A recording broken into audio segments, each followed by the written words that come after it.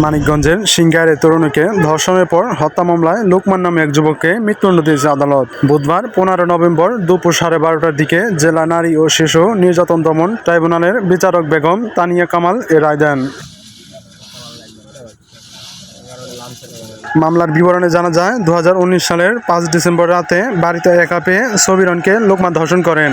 পরে সবিরন স্বজনকে বলে দেওয়ার কথা বললে বটি দিয়ে গলা কেটে হত্যা করে পালিয়ে যাওয়ার চেষ্টা করেন লোকমান। এ সময় পাশের বাড়ির লোকজন লোকমানকে চিনে ফেলেন। পরে বাড়ির অন্য সদস্যরা ওয়াজ শুনে ঘরে সবিরনের গলা কাটা মরদেহ দেখতে পান। এরপর লোকমানকে গ্রামবাসী ধরে ফেলেন। ওই সময় ওয়ার্ড মেম্বারের উপস্থিতিতে হত্যার কথা স্বীকার করেন লোকমান। এরপর প্রবাসী লোকমানকে পুলিশে দেন। 2019 সালের 6 ডিসেম্বর নিহতের বোন সেলিনা আক্তার সুমি বাদী হয়ে সিংগাইর থানার একটি হত্যা মামলা দায়ের করেন।